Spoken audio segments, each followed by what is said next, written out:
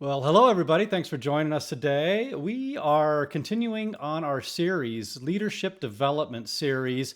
This is uh, not the first episode, but a second or third in regards to how to really set the stage in your leadership development path, or what I might argue in your self improvement path.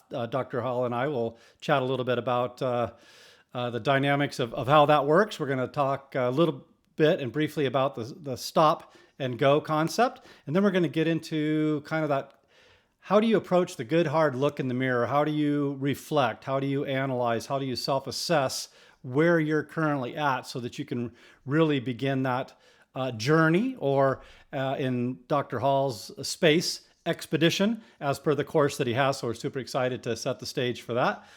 Dr. Hall is my slide went a little funny today, a business psychologist, executive coach, public speaker, and multi-time author. We will be specifically talking about the book there on the left called Expedition Course, which does bring in some components of staying happy, being productive, as well as DIY brain. How you doing, Dr. Hall? I'm doing well. I'm really grateful to be here. Thank you. Yeah, we're grateful to have you here and helping us understand how we can best lay the foundation for really, starting this journey. I don't know about a mental journey or a psychological journey, or I don't know how to best describe that. How would you kind of lay that out, the foundation? I, I would say it's a yeah, it's a psychological or mental journey. I think you could use those interchangeably. That what I do in my work with people is help them to gain greater self-awareness, greater self-control, so that they can become better leaders. Excellent. Excellent. Well, let's do a couple housekeeping items here real quick and we'll get into the meat of the conversation. For those of you that I haven't met, my name is Jared Lee. I'm the associate broker and team lead here at My Home Connection, also known as MHC Realty. Our sponsor for the day is a perfect real estate business where we in large part work with Dr. Hall to introduce different components into your real estate business, coaching, mentoring, training, consulting, things that obviously should exist within a real estate business, as well as some things that don't often exist that we really want to focus in on. So if we can answer any questions that you have or be of help in any way, feel free to reach out. With that, I kind of wanted to start where you and I briefly started our discussion pre-episode, and that was kind of the idea of, is the beginning of leadership development is self-improvement the beginning of leadership development? Or do you start leadership development by virtue of looking at self-improvement? Yeah, I mean, I think it's a circle Yeah. that I have often, and I borrowed this definition that people say, well, what's leadership development? And I said, it's personal development for people in leadership positions. If you want to be a better leader, start with your own self-improvement.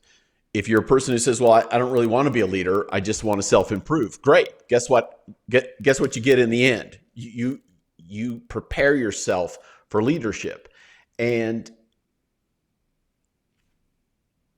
there are people, for whatever reason, who are a little afraid of becoming a leader. They're afraid of power. And so they shy away from those positions. And what I've discovered is that at some point in our life, in some situation, we are the designated leader. So be ready when you are. I think I've told this story in the past, but there was a fire at a place in Kentucky called the Beverly Hills Supper Club. It's an odd name given that it's in Kentucky. But it was a bunch of different rooms. And when the place caught on fire, it was full of guests who were business leaders, business owners, civic and political leaders, office holders. And in the end, who led the escape?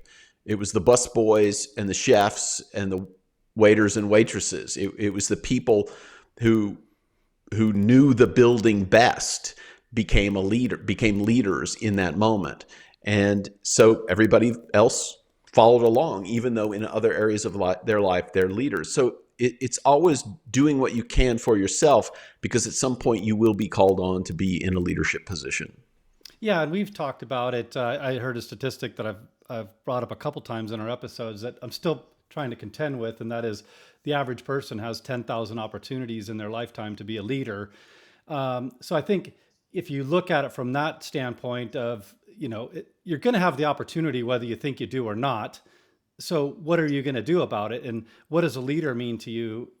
Does it have to be someone with power? Is that intimidating to you? Is it an influencer? Are you affecting influence in a situation? Obviously, like you said, the bus boys and, the people that had been trained to evacuate, the space needed to be leaders at that moment, whereas most people would have thought others should have probably been leaders. Well, you would think so, but in reality, human beings, in times or in situations where they're uncertain, they will look for others to teach them what to do. And it can be as simple as something that happened to me today. I'm walking out of the post office, and I held the door for the woman behind me. Well, guess what happened? All these other people started holding the door. Nice. And all you have to do is just do one thing, and people go, oh, the right behavior is to hold the door for other people. And it's this cascade, this upward spiral of virtue or of goodness. And we all have those opportunities every day. I mean, little things. Are you the kind of person who returns your shopping cart? If people see that you return the shopping cart, they then monitor themselves and say, oh, I guess the right thing to do is to take back the shopping cart. Yeah. That's a leadership position. And then, you can be the president of the country or the governor of the state. All of those things are leadership positions, but so is returning your shopping cart. Or the president of your HOA. I'm just joking because we had that discussion before the episode. But anyway, well, in all seriousness here, How embarrassing. Sorry, I've been there, done that. So, I know the feeling. But what I like about this question or this concept is, at least entertain what it would mean for you to become a leader. If you're going to improve at all, what does it mean for you, short, mid, and long term, to have a better leadership presence, that an awareness of how often you could be a leader or what change you can affect as a leader. Anyway, I just think people should take that more we'll go back to the HOA thing. For people who are tuning in, I am currently, I was asked to become the president of the HOA. I don't want to be the president of my HOA. I mean, it's a thankless job. I don't really like it, but somebody's got to do it. I mean, we all have to step up and do our part. And so I thought, okay, this is my bit. This is my part. Do I enjoy it? No. Do I look forward to it? No. Do I do it because I have a sense of responsibility, and can I be pretty good at it? Yeah.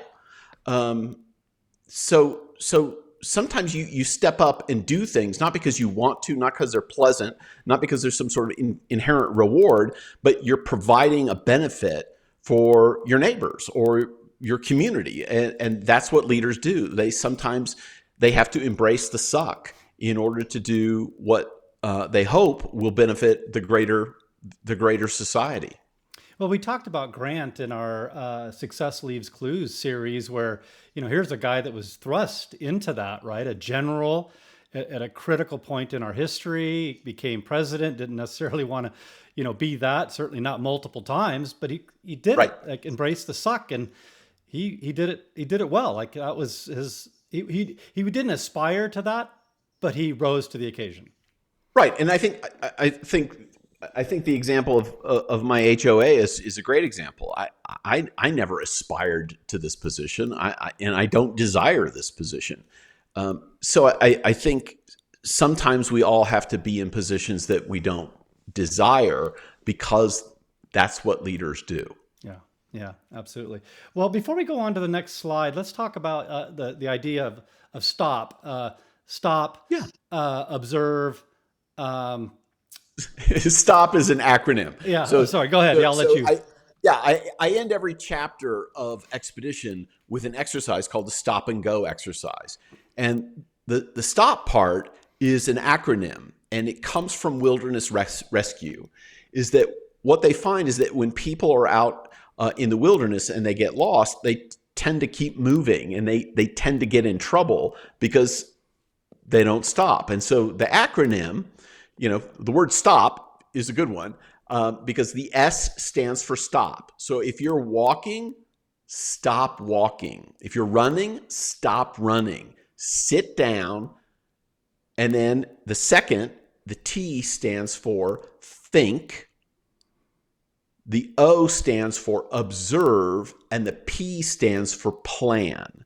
So people tend to get themselves in trouble because they don't ever stop their incessant movement. They don't take time to think. The O, observe, is look at the resources you have on hand. So in order to get to the observation, you have to start thinking. Now, if you've listened to me for 15 minutes, you've heard me talk about what happens when the sympathetic nervous system turns on. The limbic system, or that a base part of the brain, you could roughly call it the emotional center of the brain. It's not entirely accurate, but it's convenient. That turns on and it shuts down the prefrontal cortex, the part right above your eyes, where you do cognitive processing, where you think. Well, if you're all keyed up, you're not able to plan. You're not able to do strategic thinking. You're not able to figure out anything. So stop means physically stop what you're doing. Think, bring your prefrontal cortex back online. Observe, which means inventory. What are my resources at this time? What are my options? So bring your it's called your parasympathetic nervous system back online so you're able to think.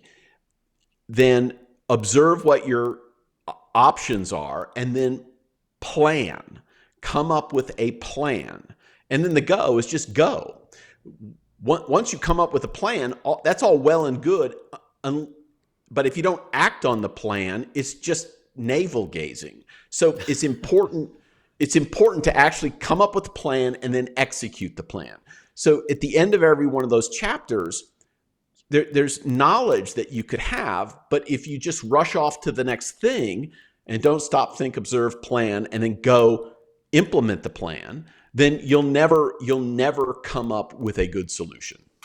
Well, there's a number of things that I really appreciate of what you said there, and one is in my introductions, I always have the neuro nerd portion on there, and it's in large part because I hear a lot of keynotes, I hear a lot of a lot of speakers, I read books, and a lot of it's fluff. It's you should do this, could do that, and nothing ever kind of immediate application based, go execute on this type stuff. But when you talk about what our brains tend to do, when we're always busy, we're always running around, we're always in a heightened state, the parts of our brain that can solve problems, that can analyze things, that can de-escalate a situation, that can teach us to be resonant leaders, right? We've talked about that before. That stuff doesn't work unless you really kind of step back. And we'll get into the, quiet reflection side of things. But anyway, I just want our listeners to know that you give very specific advice based upon how human beings work. And I highly appreciate that. Well, I thank you for saying that. I think the other people who I think do a really good job at that are, all the yoga instructors. But they say it in a way that a lot of people just can't hear, because they talk about centering breaths and breathing and diaphragmatic breathing, and people listen to that and they go, "You're some like funky person who smells like patchouli, and I just can't listen to you." And it's too bad, because what they're getting at with yoga and breathing are really physiologic mechanisms that change the way your brain responds. Now, it has all that sort of hippie trippy quality to it, because those people like that stuff. But I'm not willing to discount all those people just because we're probably not going to hang out. Right. They tend to be right, and all I'm doing is trying to teach what they're teaching in language that other people can hear. Yeah. Yeah. I love it. Like how, yeah, in basic terms, this is what you need to do. Anyway, I just wanted to stop, quickly just spend a minute on stop, because it is super important. And, you and I've worked on, this course Expedition, right? And I really like the idea of, you're going to get out of this as much as you put into it. And we'll get to the assess part of this, and take an inventory, but you really have to just slow down before you can begin to do that. And kind of, clean out some of the clutter that you have in your brain, so that as you begin to compose your thoughts and really observe things, you're not either distracted or pulling in things that don't really pertain to what you're trying to do. Anyway, I just think it's super, super powerful. I think it is. And each one of us should take time away for quiet reflection. Happily, my wife and I are going to go spend a few days away in a remote yurt, and we're going to be, we'll be in a place where there is no cell service and there's no electricity. So, we'll have time to read and think. Yeah. Love it. Love it. Well, let's chat a little bit about, the idea of an awareness of you're either leading, influencing, or you're being led or being influenced. And what does that mean? One, give yourself some credit for when you could and should lead, and two, be aware of when you're not going to be the leader, and the importance of being a disciplined thinker to make a good assessment of the situation. Yeah, I think part of the disciplined thinking is personal humility. Disciplined thinkers are not overtly self-abasing. Oh, I'm pond scum, I'm a loser. They have a very accurate view of their strengths and weaknesses. And so there are certain situations where I'm uniquely qualified to be the leader. And there are more situations when I'm not uniquely qualified to be the leader. And in that case, I'm wise to take a supporting role. And if somebody thinks they need to be a leader in every situation, they're not recognizing their own limitations. So it's very important for leaders to recognize what they're good at and what they're bad at. Yeah. Yeah. And I like the idea that the more that you become a leader, the more you can identify a good leader or a bad leader. So even if you can make a decision that, hey, I'm not in any way, shape, or form meant to be a leader in this situation, in this context, Right. but here's somebody that clearly is trying to step up that shouldn't. Right. Let's give an example when I should not be the leader. I know how to do CPR. I've gotten some recent training in CPR, so I can do CPR. But if I'm in a big crowd of people and there are medical professionals there, I don't need to be stepping in. Right. I mean, I can play a supporting role, but I don't need to be the hero in that case because there's somebody better qualified. Step back and let somebody who's a pro at that step in. Yeah. Now, if I'm the only one there, well, then, okay, it's my job then. Yeah. Yeah. I just like the idea, and I'm trying to think of a good example of where, people just kind of defer to somebody else's leadership because they're not willing to step up on their own. And it creates a really bad situation. Like, oh, I'm not going to be, so I'm going to let them be. And in reality, they should just walk away because they're being led poorly. They're being led poorly. And what we very often do is we confuse confidence with competence. And in his book, in the book The Invisible Gorilla, which is really worth a read, the author talks about groups of students, and what they find is that the most confident person, if they're given a math problem to solve together, one person will be the most confident in their math abilities, and they will say the correct answer. Even though there are people in that group who know it is the incorrect answer, they won't step up and they won't disagree. Mm-hmm. And so there are very often times when people have competence but lack confidence, and they won't step up to the overconfident person. And so it's part of the leadership development process is to recognize what are the areas that in which I am competent, or the most competent person, Yeah. and not to confuse confidence with competence. Yeah. Yeah. Well, I'll give an example specifically in real estate, right? Because this is a large share line share of our audience, but I think there's a misperception of where you should be on a team or where you should be at a brokerage, because you're not interested in being the leader, but you're also not very good at identifying a good leader. So you kind of go where it seems to make sense to go, where my buddies go, or whoever seemed the most confident, you know. Yeah.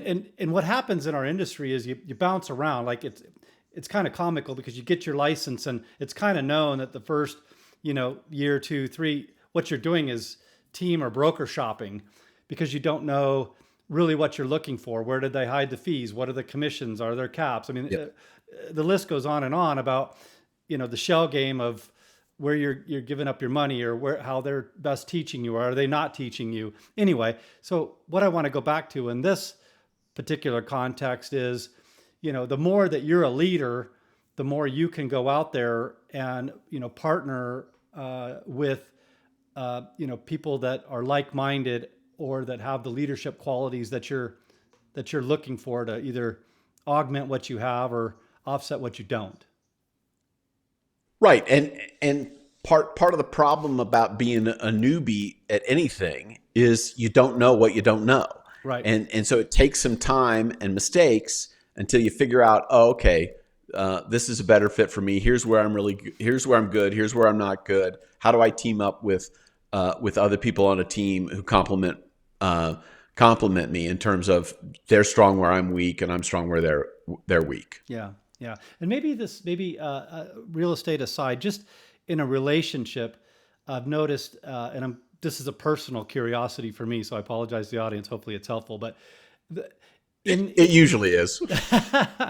but in becoming a disciplined thinker, and where my head's at, I've gotten way better at understanding other people's, if I'm interested in somebody, where their state of mind is at. Are they critical thinkers? Are they disciplined thinkers?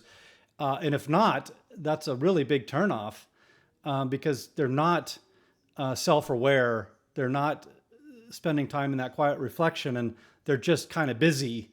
And anyway, I don't know. I don't know if that was very articulate, Yeah, but well, you and I have talked about the factors of emotional intelligence, which are self-awareness, self-control, empathy, and then influence. And empathy is accurately assessing, guessing the other person's thoughts and emotions. And so what you're saying is, I'm now better at identifying the motivations of other people. I'm getting better at understanding other people. Boom. That's monitoring other people. That's empathy. And that comes from more and more interactions with people and studying them. And you can't learn that from a book. yeah. Much like you can't learn to ride a bicycle from the instruction manual. You have to do it. Yeah, yeah, I love it. And I think you just made a really good segue to our next topic. Yeah, I guess I kind of see this coming together. And by the way that these are structured was kind of in a stop approach, stop, think, are you leading or being led? Um, are you, the thinking is obvious, right? Are you a Yeah. disciplined thinker? And then kind of observe, what is your why? I'm being a big why person. I don't know that you change much or that you begin the transformation process without a really profound and acknowledged why in your life. Has that been your experience? Like, do you see people making big strides without a big why behind it? I think there are people who are seeking accomplishment, which is the second thing on your list, that you want to be a leader. And it's much like I want to get good grades because I'm competitive and I want to get the best grades. And I want to be the best basketball player because I want to be the best basketball player. But you don't think about how that accomplishment is connected to a larger purpose. And accomplishment is important. It absolutely is important. But if it's not connected to a larger purpose, it'll ultimately fall apart. And I think we've all seen people who are social or political climbers, people who are constantly looking to get to that next rung on the accomplishment ladder. But if they have no why, if they've got no purpose or no meaning for why they're doing what they're doing, it's just idle accomplishment. And yeah, people like to keep score. I like to keep score. I'm competitive. Yeah. But I don't play games that don't fit into my why. Yeah. Yeah. Well, before we started the episode, just so the listeners, viewers know, we kind of go through the breakdown to make sure it all makes sense and it flows. And I love the fact that you said a couple of these just don't have the sustaining power. That's what I heard. Those aren't the words that you use, but is it a self-serving versus an other-serving type of differentiator in most cases? Like, if you're just doing it for ladder climbing, it's going to be short, midterm lived. It'll be short term, or it'll easily metastasize into something very destructive. That people who are power mad just for the accomplishment of power, I mean, those people are usually awful people. They start cults and totalitarian movements. If all you want to do is be a leader, but you've got no why behind it, that you don't want to improve the lives of other people, you don't want to help people, then that's a less substantive reason to do it. Your why could be your family. How do I serve my family? How do I improve their quality of life? How do I make myself a better person to improve their lives? I think that's a substantial reason. Simply the desire to be a leader, that can be pretty hollow unless it's to accomplish some greater goal. I think leave a legacy, I think is very important. That if you look for, has my life had meaning? Have I mattered? I think that's important. That we're all going to die. How do we measure our life? Have we done something worth doing? Yeah. Fear of failure, I think, is probably a less good motivation. Running away from something is never as effective as running towards something. Mm-hmm. So if you're trying to keep from failing, that will only get you so far. And if you think that becoming a leader or accomplishing power will show off that you're not a loser, inside you're going to think you're a loser anyway. Get that worked out. Get that worked out ahead of time. And that goes back to some level of humility, yeah. Which is, okay, I'm not good at everything, and there's some things I'm really bad at, but what am I good at? And everybody is good at something. Now, the some things that some of us are good at won't make us money, but it's important that you recognize you have competence in certain areas. And very often we don't spend any time reflecting on, what am I really good at? Yeah. What are my unique gifts? Yeah. So fear of failure, I think, is a less substantial reason. And then wanting the most from life. Yeah, I think that's how do I, borrowing Ernest Hemingway's language, suck all the marrow out of the bone? How do I get all the richness out of life? How do I take the most from this experience that we all have in our life? Yeah. And I think ultimately leadership is a responsibility. The power or influence that comes with it always comes with a cost, and that cost is responsibility. And if you're not willing, if you want all the benefits and none of the costs, you're probably barking up the wrong tree. Yeah. Yeah. So it's if we're observing, right? We've gone through the stop process to the observe process. It's not only the why that's driving us. Why am I doing this? What am I looking to achieve? But it's is that why healthy and helpful, or Yeah. is it sustainable and larger than ourself? Yes. And yes, all of that. And as you observe, it's what are the resources I bring to this? I mean, there's just certain resources I don't bring to most things. Like I'm taller than my wife, so I can reach things from the top shelf, but I'm not tall enough to play in the NBA. So I have to have a realistic assessment that, okay, height is not an advantage except for very circumscribed experiences. So, Yeah. so recognizing, okay, here's a strength, here's a weakness, here's where I'm average, here's where I'm above average, here's where I'm below average. Yeah. So we're not quite to the P portion, the planning and going yet, but we're still kind of in that observation. Mm-hmm. The quiet reflection. You've talked about the default mode network, how our brain begins to think once we give it an opportunity to think, right? Because it's kind of doing Right. its thing as we're going about our day. Now we slow down and a pause. And what direction does it go off? Does it go off in the malignant, not helpful, negative, pessimistic direction, or does it go off into Yeah. you know, the Creative, relationship building, yeah, yeah, that direction. Those are the two ways that the default mode network can go. And the more time you can spend on that upward cycle of your mind wandering, and everybody's brain needs to wander. It needs to have that time of mind wandering. yeah, When Johnny's daydreaming, that's good. right, yeah. Don't put him on a pill because he's daydreaming. Let him No, daydream. no, let them daydream. Yeah, Yeah, yeah, and frankly, I think a lot of little boys need to go out and run around and chase squirrels. yeah.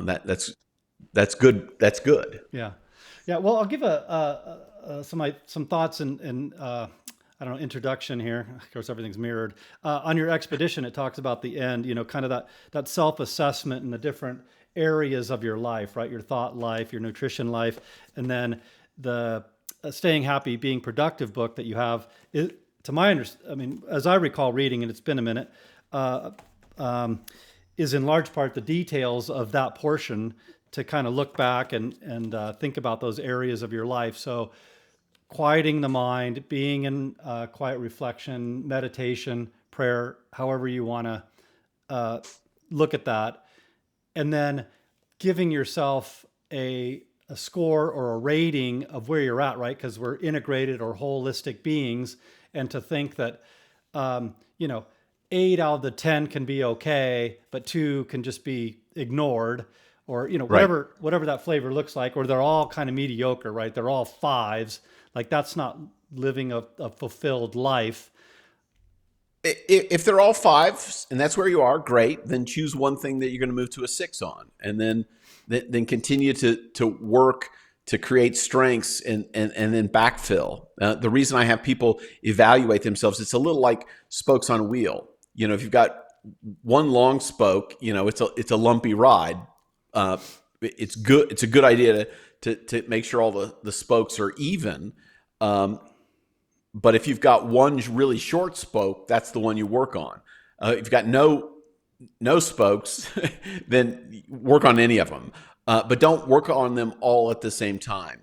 What I found is that people don't sustain change unless they're only focused on changing one thing at a time. Yeah, yeah, and every time you say that, I love when you say that because I'm certainly the victim of, have been the victim of, New Year's resolution. I've got 10 things I'm going to change, and I come out of the gates really strong, and right? We've had episodes on, what is it? The Yeah. second Friday of the year is Quitter's Day. I think second Saturday. Yeah. Yeah. Bec- Yeah. Just It's give up. National Quitters Day. Yeah. But by then, most people have given up. Yeah. So pick one, get really good at that. Once it becomes habit or muscle memory, then, and you've gotten really good at it, then move on to step two. This is back to the execution, the application stage is quiet the mind, look at where you're at, take that inventory, and then start through observation, develop a plan out of what you've observed, and go focus on one for however long it takes to get that one healthy. Of which, Right. spoiler alert here, but your top one is typically sleep, your sleep life, your rest life. Yeah. I mean, the number one foundational habit is getting good sleep. And if you don't have good sleep, you can't get any of the rest of it. And I know it sounds passive, but so much is happening to clear your brain out of ick every night. And I mean physical ick. I mean, your cerebrospinal fluid needs to circulate, and it happens while you're asleep.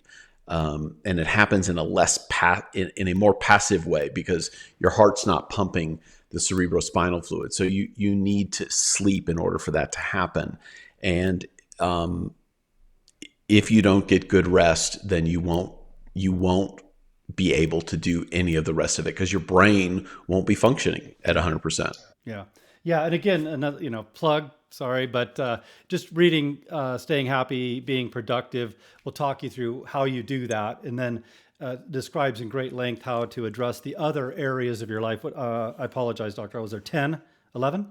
Yeah, it's a Big 10. Yeah, the there's Big the 10. garbage can category, the miscellaneous, but the Big 10. And it actually, that book came out of looking at one page in the expedition where I just list the Big 10, but I don't explain them. And when I work with people in person, I explain all of them. And at some point I thought, well, I need to expand and write out what all those Big 10 are. And it turned out, well, it's a whole nother book. Yeah. So what was a blank, the listing of the 10, and I would explain it in person, now has become a book so that it can be explained to people. Yeah. Love it. Love it. So, again, just to repeat, we've got these courses, the expedition courses coming up a couple of times a year.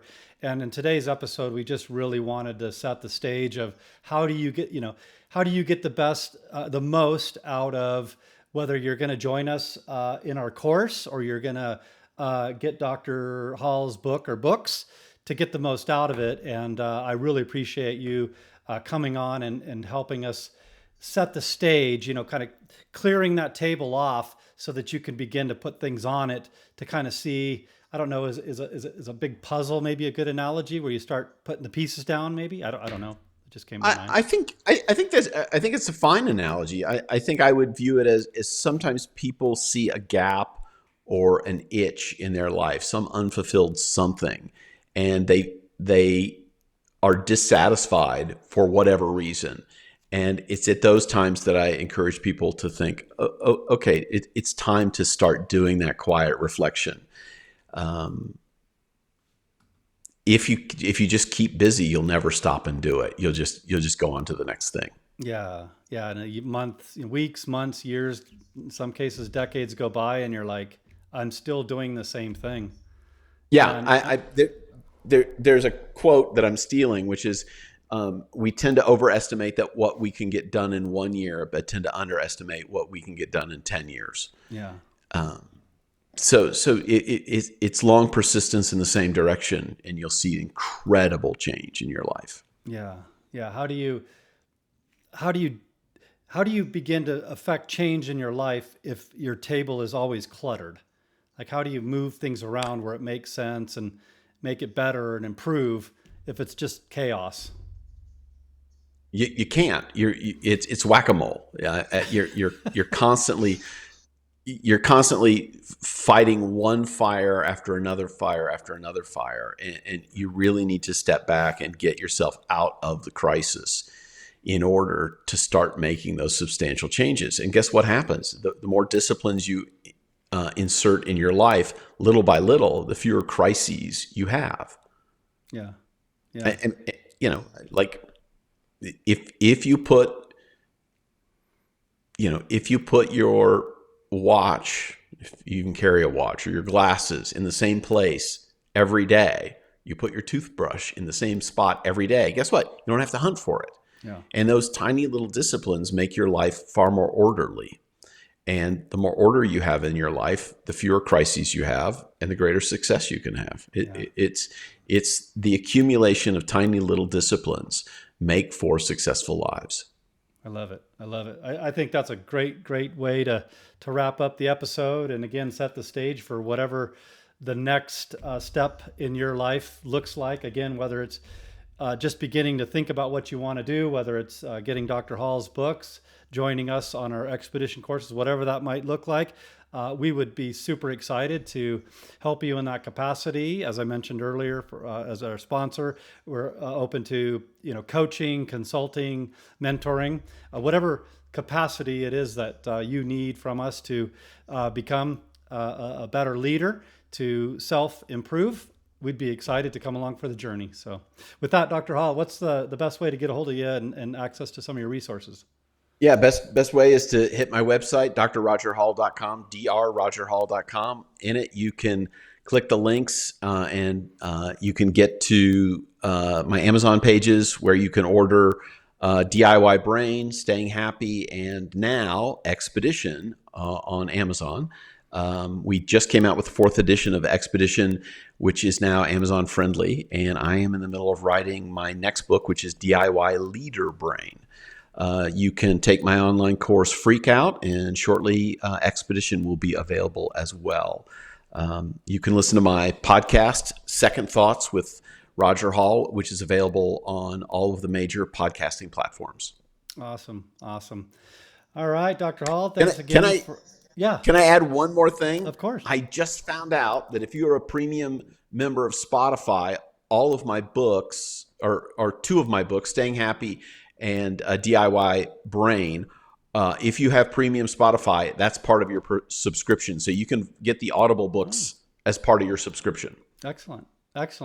I did not know that. Sounds like it just transpired or just came about. So that's exciting. I just found out about it. Yeah. Yeah, it's good. It's good news. Yeah. I love it. Expedition on Amazon, Spotify relationship.